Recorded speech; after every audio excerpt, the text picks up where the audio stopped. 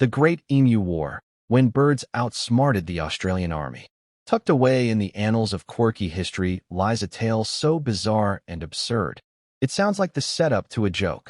What happens when the military takes on a mob of giant flightless birds? The answer, as it turns out, is one of the most unintentionally hilarious chapters in Australia's past, the Great Emu War of 1932. The story begins in the sun-scorched wheat fields of Western Australia, in the Campion district, not long after the dust of World War I had settled. As part of a government settlement scheme, returning soldiers were awarded farmland to cultivate wheat in this harsh, unforgiving landscape. These were men hardened by the trenches of Europe, now thrown into the equally brutal battle of farming in a semi-arid wilderness.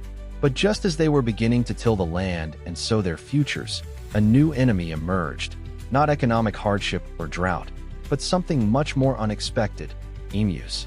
Tens of thousands of these towering, feathered juggernauts began migrating from the inland to the coast, driven by a dry season and drawn like magnets to the farmers' tender young crops.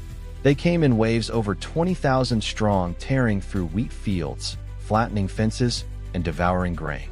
For the struggling farmers, this wasn't a nuisance. It was a full-blown invasion. Frustrated and desperate, the farmers turned to the government for help. In a decision that would echo through history for its sheer peculiarity, the Minister of Defense, Sir George Pearce, agreed to deploy the military.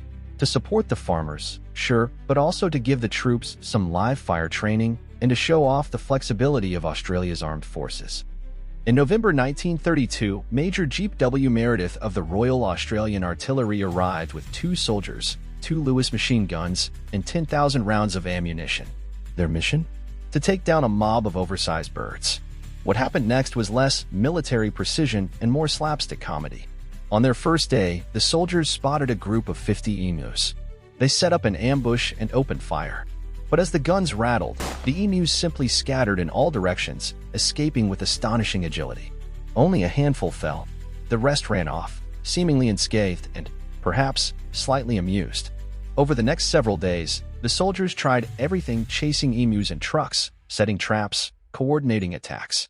But the birds were too fast, too unpredictable, and surprisingly clever. When herded, they split into smaller groups. Some even seemed to post lookouts to alert the flock when the humans approached. If you have watched this far, kindly like and subscribe to the channel for more historical content. Now back to the story. The terrain didn't help either.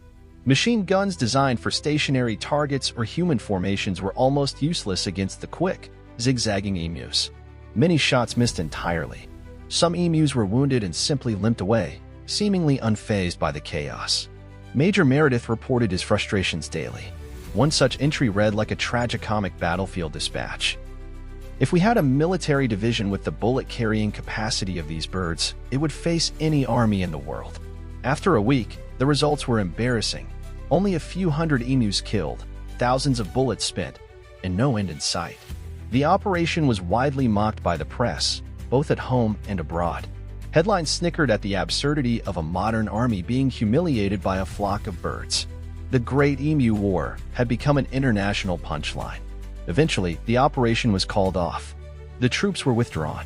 The emus, proudly strutting through the wheat fields, had emerged as the unlikely victors. At first glance, the Great Emu War reads like a comedy of errors, but it also offers a deeper glimpse into Australia's early 20th century struggles. A lesson in hubris. The belief that modern weapons could solve a wildlife problem was misguided from the start. Nature fights back. The emus proved more adaptable, resilient, and strategic than anyone expected. A military misfire, it remains one of the few recorded instances where a government-sanctioned military action failed against an unarmed, non-human enemy.